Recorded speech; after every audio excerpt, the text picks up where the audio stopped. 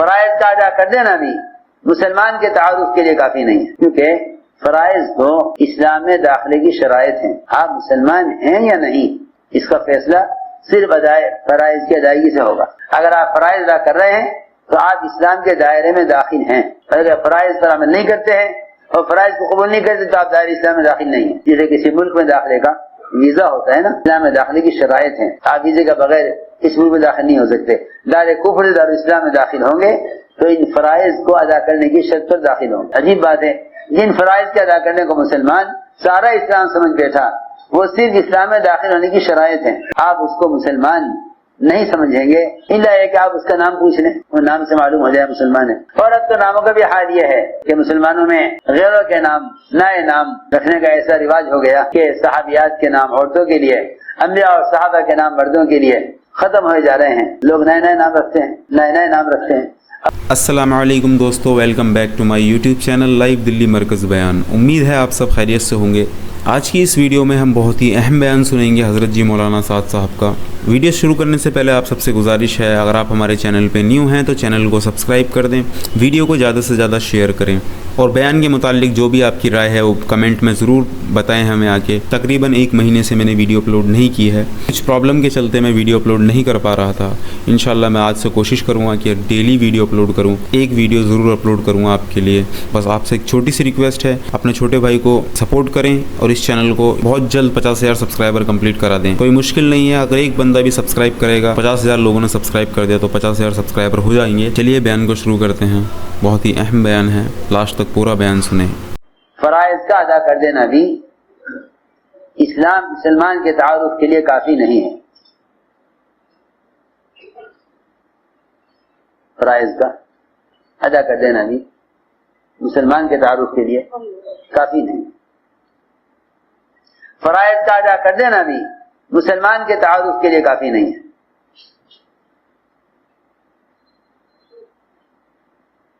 فرائض کا ادا کر دینا بھی مسلمان کے تعارف کے لیے کافی نہیں،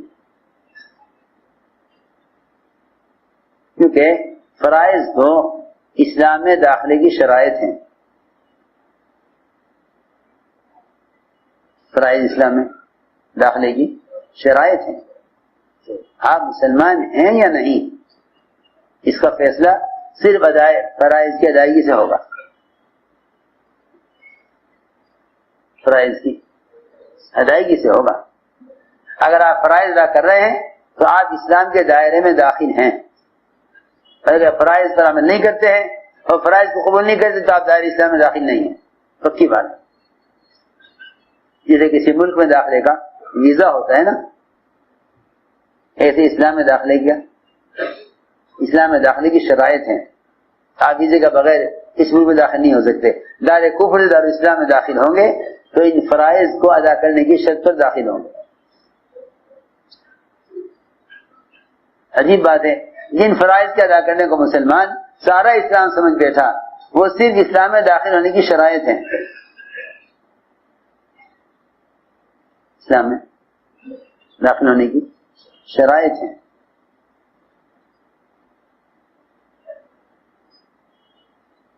تو میں نے عرض کیا ہے کہ ایمان تو اتباع سنت میں ظاہر ہوگا، ایمان اتباع سنت میں ظاہر ہوگا۔ سر سے لے کر پیر تک یہ دیکھا جائے گا کہ یہ سنت کی کتنے پابند ہیں۔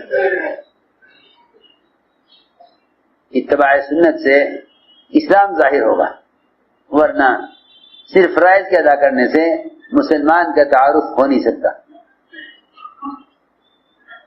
آپ کسی کو نماز پڑھتے ہوئے دیکھ لیں تب تو آپ اس کو سلام کر لیں گے، تو آپ اس کو سلام کر لیں گے، اور اگر وہ نماز پڑھتے ہوئے آپ نے ان کو نہیں دیکھا،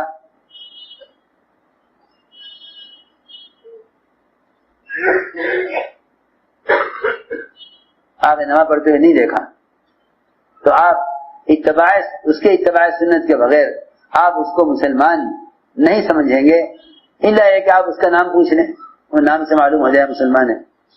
اور اب تو ناموں کا بھی حال یہ ہے کہ مسلمانوں میں غیروں کے نام نئے نام رکھنے کا ایسا رواج ہو گیا کہ صحابیات کے نام عورتوں کے لیے، انبیاء اور صحابہ کے نام مردوں کے لیے ختم ہوئے جا رہے ہیں.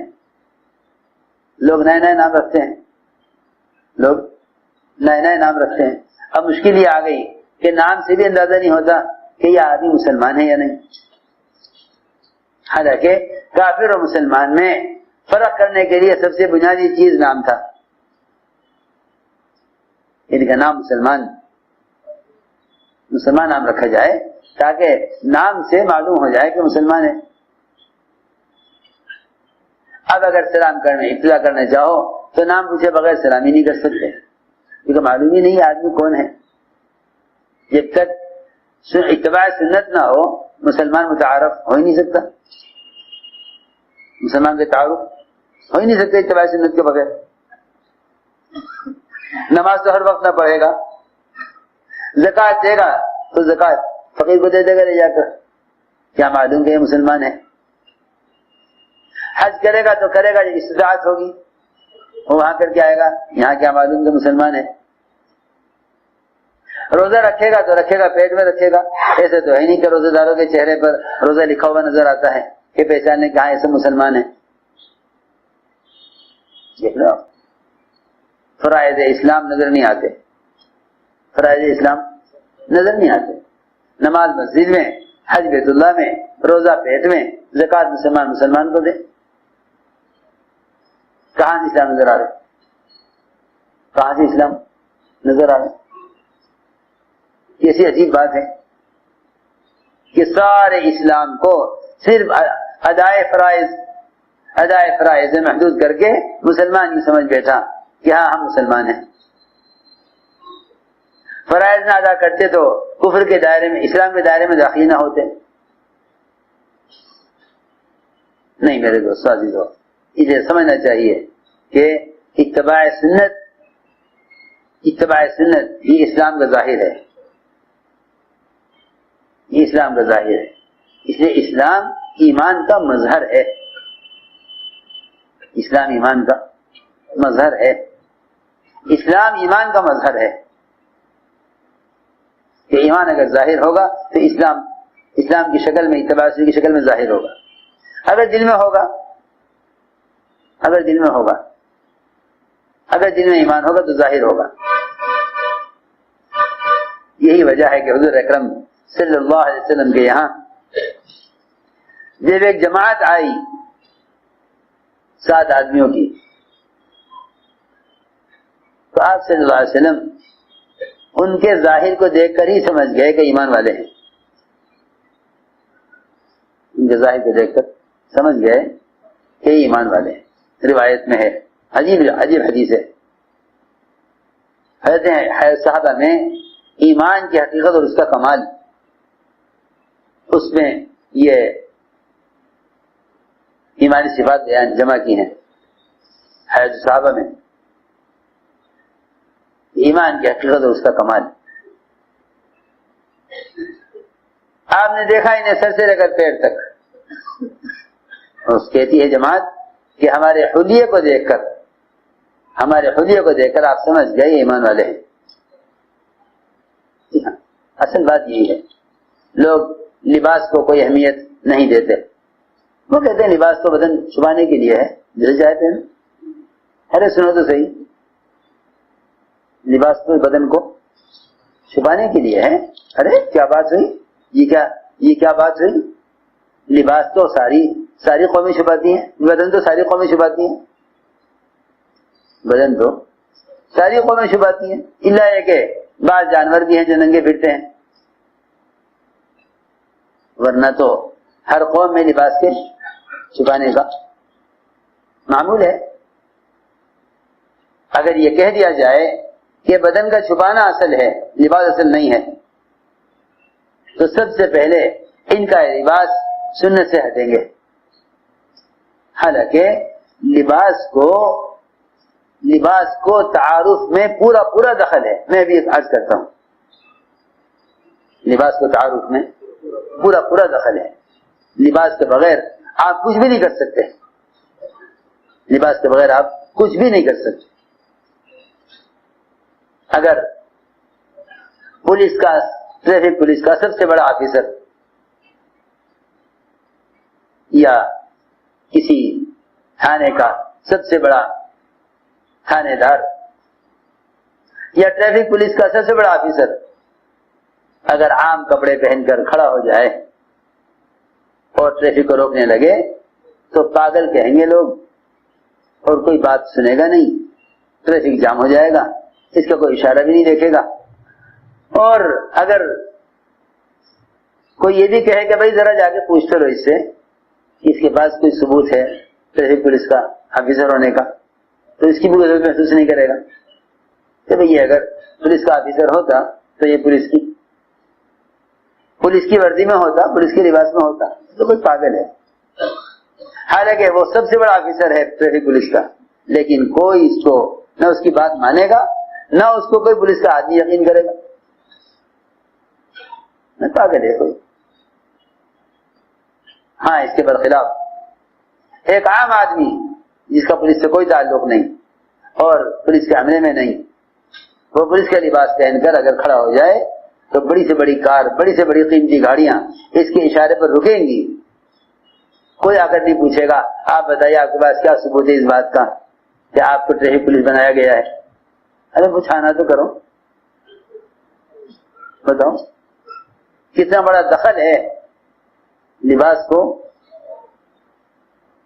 کتنا بڑا دخل ہے لباس کے اختیارات میں کہ آپ اپنے اختیار سے جب کچھ کر سکتے ہیں جب آپ کے لباس ہو۔ اگر آپ سب سے بڑے پولیس کا آفیسر ہو کر عام لباس میں کھڑے ہیں کرتا پاجامہ پہن کر، کوئی آپ کے اشارے کو دیکھے گا نہیں، آپ لاکھ کہیں کہ میں پولیس کا آدمی ہوں کوئی نہیں مانے گا، دور دور سے لوگ دیکھیں گے پاگل کہیں گے۔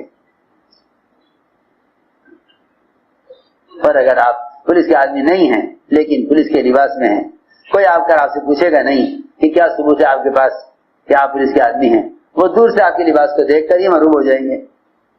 میں اس سے قسم کھا کر کہہ سکتا ہوں مسلمان کا رعب غیروں کے دلوں سے صرف اس لیے نکلا کہ مسلمان نے سنت کے اتباع چھوڑ دیا۔ اس زمانے کے جاہل مسلمانوں کا خیال ہے یہ کہ لباس کی کوئی پابندی نہیں ہے، جس طرح چاہو لباس پہنو، اس لیے کہ بدن کا چھپانا اصل ہے۔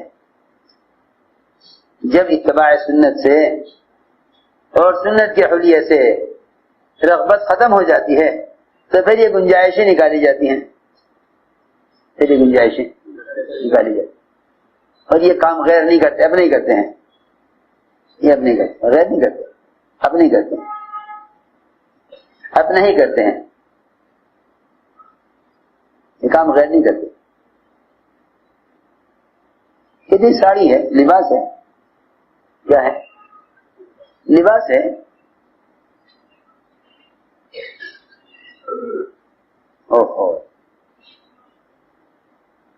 لے کے ازواج مطہرات سے اور صحابہ کرام سے حضور اکرم صلی اللہ علیہ وسلم تک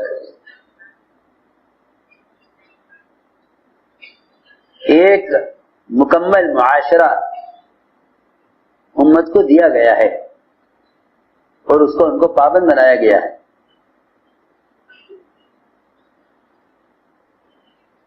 عبداللہ بن عمر رضی اللہ تعالی نے حضرت عمر کو کھانے پر روک لیا، کھانا کھا لیجیے۔ بیٹے نے دعوت کی بات کو قبول کر لی، ایک لقمہ لے کر ہاتھ روک لیا، کیوں نہیں کھا رہے؟ کہنے لگے بیٹے تمہارا آج دسترخوان تمہارا سنت کے خلاف ہے، آج تمہارا دسترخوان سنت کے خلاف ہے، آج تمہارا دسترخوان سنت کے خلاف ہے، لہذا عمر کھانا نہیں کھائے گا۔ اور مجھے کیا بات ہو گئی کہ بھئی بات یہ ہے کہ تم نے 2 کھانے جمع کیے ہوئے ہیں، 2 کھانے ساتھ جمع کیے ہوئے ہیں، کہ نہیں مجھے ایک ہی تو کھانا ہے، دوسرا کہاں ہے؟ حضرت نے فرمایا تم نے گوشت میں گھی ڈالا ہوا ہے، گوشت میں کیا ڈالا ہوا ہے؟ ہاں، ہمارا تو کھانا گھی کے بغیر بنتا ہی نہیں ہے، وہاں گوشت الگ کھانا، گھی الگ کھانا، گوشت الگ کھانا، گھی الگ کھانا۔ فرمایا نہیں، عمر تو کھانا نہیں کھائے گا کیونکہ آج تمہارا دسترخوان خلاف سنت ہے. گھی مستقل سالن ہے کیونکہ حضور اکرم صلی اللہ علیہ وسلم کو محبوب کھانا تھا کہ آپ روٹی پر گھی لگا کر اس پر کالی مرچ چھڑک کر کھایا کرتے تھے. یہ آپ کا سب سے محبوب کھانا تھا. جی ہاں، ایمن سے کہا گیا نا کہ ہمیں مسلم کھانا کھلائیے، سنت کھانا. ایمن نے کہا وہ کھانا تمہیں کہاں اچھا لگے گا کہ نہیں ہمیں وہی کھانا کھانا ہے. اٹھی، جو لیے پیسا، پھونک ماری، جو اڑ گیا، جو رہ گیا اسے گوند لیا، گوند کر اس کی ایک ٹکیا بنائی. اس ٹکیا پر انہوں نے گھی لگایا اور اس پر کالی مرچ چھڑک کر ان کو دے دی کہ لو دیکھو یہ کھانا حضور اکرم صلی اللہ علیہ وسلم کو سب سے زیادہ محبوب تھا. یہ کھانا آپ کو سب سے زیادہ محبوب تھا. آج اگر کوئی یہ کہہ دے کہ مجھے پسند نہیں تو وہ براہ راست محمد صلی اللہ علیہ وسلم کے کیے ہوئے عمل کا انکار اور اس کو ناپسند کر رہا ہے. سمجھتے تھے کہ تم گدھے کی سواری کو ہلکا مت سمجھو. ذلیل سمجھنا تو گدھے بیٹھنے والے کو بہت ہی دور کی بات ہے. اگر گدھے کی سواری کو ہلکا بھی سمجھا کار کے مقابلے میں تو دل میں ایمان نہ ہوگا. دل میں ایمان نہ ہوگا. اگر گدھے کی سواری کو کار کے مقابلے میں کم عزت کا اور کار کی سواری کو گدھے کے مقابلے میں زیادہ عزت کا سمجھا تو دل میں ایمان نہ ہوگا. دل میں ایمان نہ ہوگا. اس لیے کہ ایمان اتباع سنت کا نام ہے. ایمان اتباع سنت کا نام ہے. ہم سمجھتے تھے اگر گدھے پر بیٹھ کر فخر زیادہ کرتا ہے بنسبت کار کے، اگر گدھے پر بیٹھ کر فخر زیادہ کرتا ہے بنسبت کار کے تو دل میں ایمان ہے. اور اگر کار میں بیٹھ کر فخر زیادہ کرتا ہے گدھے کے مقابلے میں تو دل میں ایمان نہیں ہے. کیونکہ گدھا براہ راست سنت سواری ہے، کار سنت سواری نہیں ہے. استعمال کرنا کرے لیکن گدھے کی سواری کو ہلکا سمجھنا کار کے مقابلے میں. اس زمانے میں تو گدھے پر بٹھایا جاتا ہے ذلت کے لیے. اللہ اکبر. کہاں اتنی عزت کی سواری کہ محمد صلی اللہ علیہ وسلم نے گدھے پر سواری کی ہے. کہاں یہ عزت سے بیٹھتا اس پر. اس زمانے میں گدھے کی سواری بطور ذلت کے اور بطور سزا کے استعمال کرائی جاتی ہے. بطور